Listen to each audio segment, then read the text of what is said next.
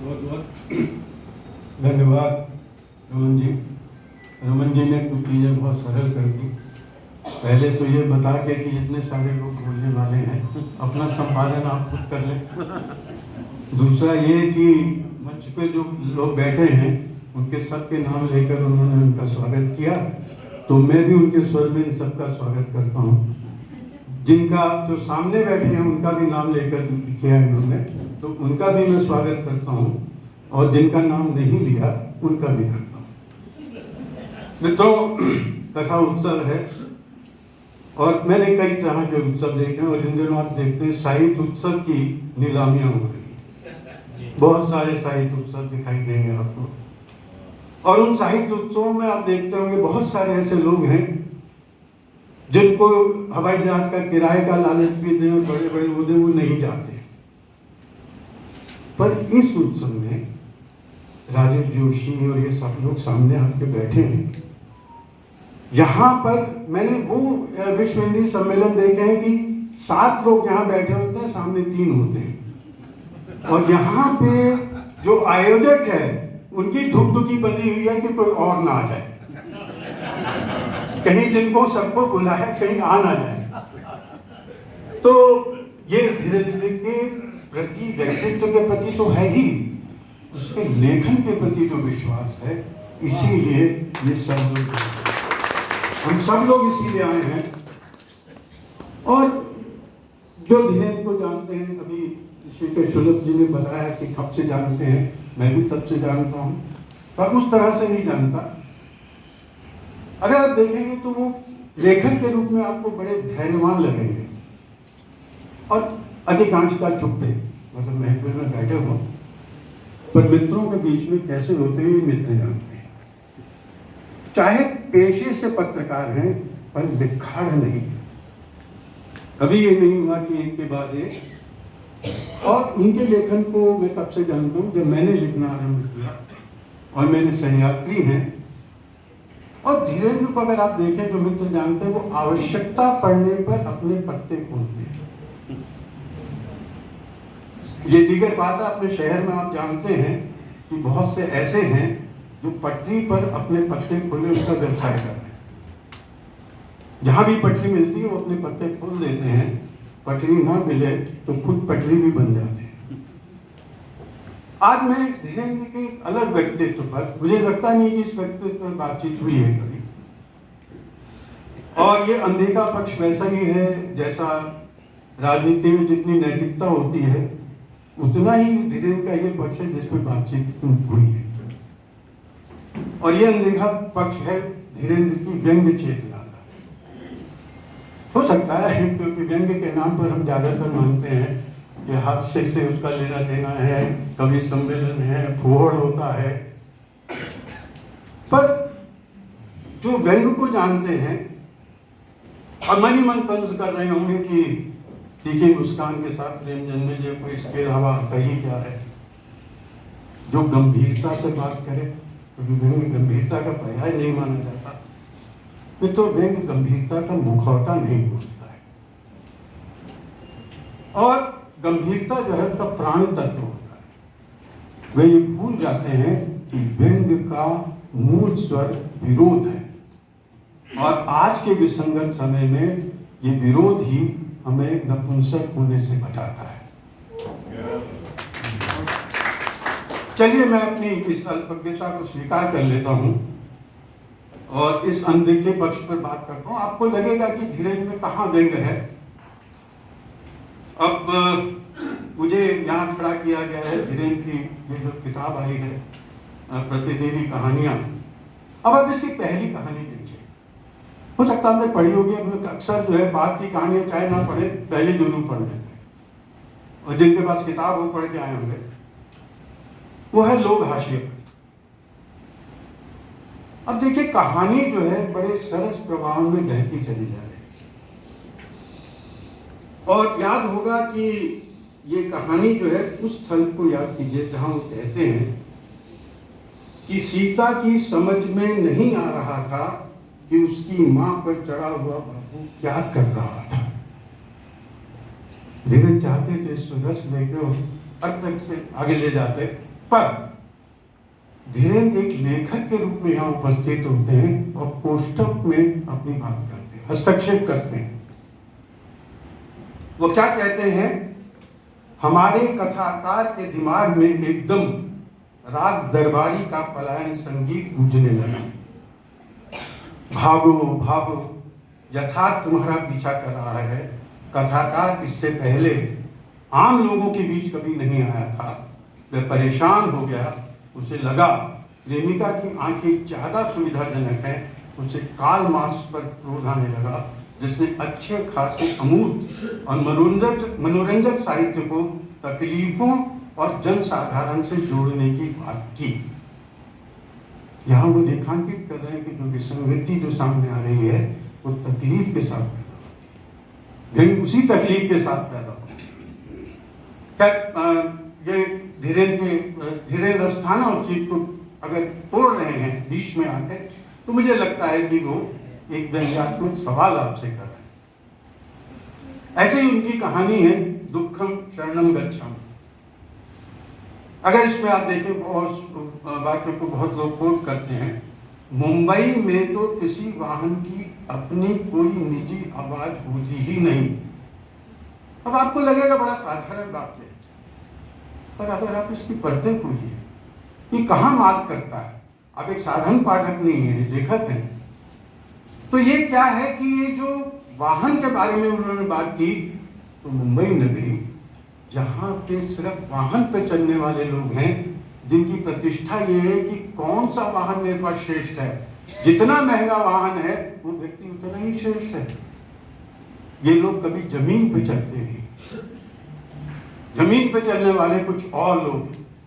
तो यहाँ पर जिन्हें पैदल चलने वाले बेचारे लगते हैं, ये ऐसे लोग जो हैं जो वाहन पे चढ़े हैं, वाहन पे चढ़ के उन बेचारे लोगों के कंधों पे चढ़ के जो है अपने लक्ष्य तय करते हैं।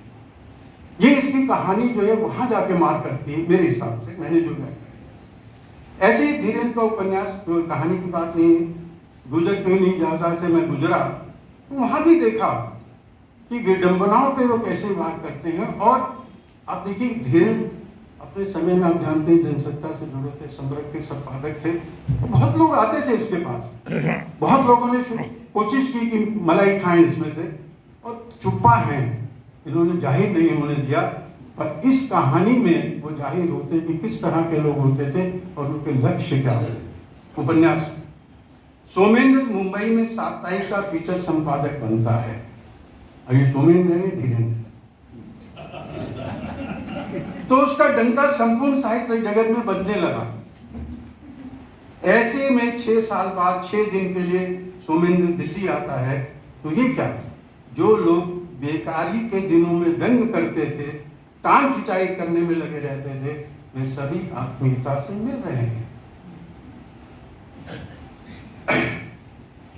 यही नहीं, जब सोमेंद्र 6 दिन की छुट्टी बिताने के बाद मुंबई के लिए राजधानी एक्सप्रेस से रवाना होता है, तो नई दिल्ली रेलवे स्टेशन पर विदाई देने वालों का तांता लग जाता है।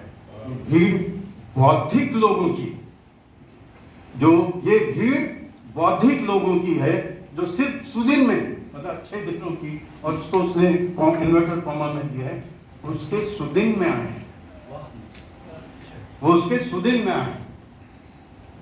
और एक साक्षात्कार में धीरेन्द्र ने पुरस्कारों की चुहार दौड़ पर बड़ा बढ़िया व्यंग्य किया। इधर गली गली पुरस्कारों की धूम है, अनेक प्रकार के पुरस्कार हैं, अनेक श्रेणियां हैं। पुरस्कारों के लिए मरने मारने को उतारुओं से लेकर संतन को का सीकरी सु काम जैसे भी हैं।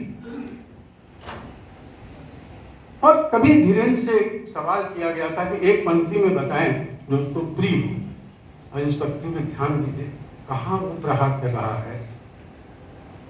वो कहता है कि उसने मुक्ति बोध की 2 पंक्तियां कही, हाय हाय मैंने उन्हें देख लिया नंगा, अब मुझको इसकी सजा मिलेगी। तो कहाँ मार करते हैं धीरेन्द्र। ये मैं चाहता हूं कि इसकी कहानियां एक अलग तरह से भी उसको देखने की दृष्टि हो। और मुझे लगता है कि इसकी कहानियां जो है उनमें ये ताकत है कि वो पर काया प्रवेश करती है। आपके अंदर, आप पढ़ते हैं तो आपके अंदर प्रविष्ट हो जाती हैं। और इस तरह से मुझे लगता है, और धीरज, मुझे दूसरा ये भी लगता है कि ये धीरेन जो है वो उसे कहानी छपवाने की कभी जल्दी नहीं होती। वो कहानी को धीमी आंच पर पकने देता है और उस पर होमवर्क करता है। ये बात अलग है, ये अच्छा लिखते समय नहीं, दिमाग में उसके कहानी चलती रहती है, बरसों चलती जाती है, फिर वो उसको जो है अपनी अभिव्यक्ति जो है करता है। इसका कथा, इसका शिल्प, बहुत सारी चीजें हैं जिन पे अपनी बात कह सकते हैं। अगर आप कहें तो मैं भी बंद कर दूं। अच्छा, चलिए, धन्यवाद। ये देखिए, ऐसी विनम्रता प्रकट करें तो उसका लाभ होगा। आप तो संपादक हैं, खुद ही बनाए रखने में ही अच्छा हो, आप लिखिए। ये इसका मतलब इनका षड्यंत्र है। मित्रों, चलो, मैं आपको 2-3 सब बातें और कहने के बाद मैं किस तरह से धीरेन की भाषा और उसका शिल्प जो है, मतलब देखिए, उस रात की गंध में अगर आप देखें तो देखिए किस तरह से भाषा का प्रयोग करते हैं। लड़की मेरी आंखों में किसी अश्लील इच्छा की तरह नाच रही थी। लड़की मेरी आंखों में किसी अश्लील इच्छा की तरह नाच रही थी। फिर जैसे देखें, एक और वाक्य है, दुकानें इस तरह उजाड़ थी जैसे लुट गई हूं, तट निर्जन था, समुद्र वापस जा रहा था। तो भाषा चमत्कृत करती है, आपको अपने साथ बहा के ले जाती है। और ये तभी होता है कि जब उसमें आप अपना होमवर्क करते हैं। ऐसे ही विचित्र देश की प्रेम कथा जो है उसका देखिए।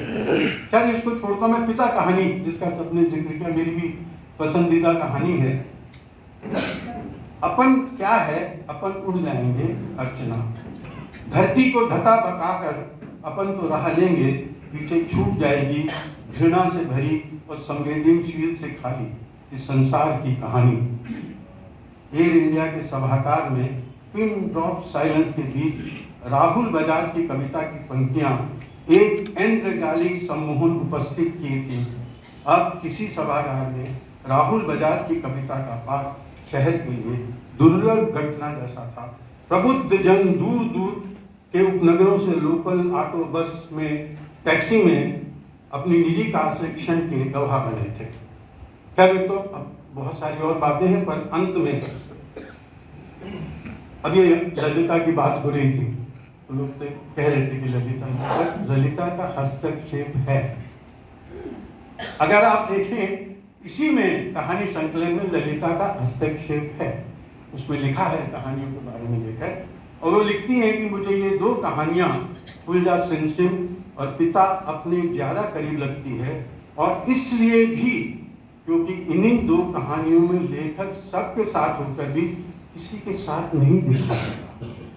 तो कितनी बढ़िया निष्कर्ष निकाला है कि सबके साथ होकर भी लेखक किसी के साथ नहीं दिखाया देता।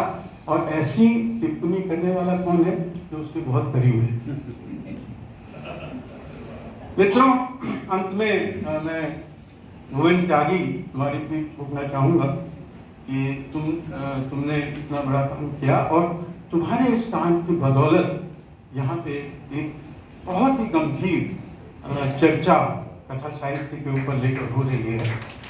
और दूसरा में ये भी है कि तुम्हारे निष्कर्ष से सहमत हूँ उससे कि धीरेन्द्र अस्थाना की कहानियों की खासियत ये है कि उनमें सैद्धांतिक स्तर पर विचारों की टकराहट या परिस्थितियों का ज़्यादा विश्लेषण नहीं मिलता। वो ज़्यादा सैद्धांतिक नहीं, तो हमारे समय में हम सब जानते हैं किस तरह से कविता जो है जैसे विचार से उठ के आ गई, वहां पे सिर्फ सैद्धांतिक विवेचनता, संवेदनशीलता मर गई थी लगभग। पर एक बात और कहूंगा तुम्हारे बारे में कि जब तुमने ये संपादकीय लिखा, मुझे लगता है तुम्हारा पुराना लेख है। अगर थोड़ा सा संपादन कर देते और उसमें लिख देते कि धीरेन्द्र अस्थाना 68 वर्ष की आयु में, उसमें 70 लिख देते तो लगता अभी लिखा है। क्या देता हूँ, आपका बहुत बहुत धन्यवाद कि आपने मुझे बोलने के लिए कहा, और खासकर अपने मित्र के बारे में। और मुझे बोलना हो तो इसके लिए एक सत्र भी मेरे लिए बहुत कम है, और बहुत सारे लोग जिनको मैं भी सुनना चाहूँगा और समृद्ध होना चाहूँगा, क्योंकि मैं धीरेन्द्र को मुझे लगता है कि जो जो बूढ़े श्याम रंग जितना जितना इसको डूबूंगा मैं भी उतना ही उजला होऊंगा। धन्यवाद।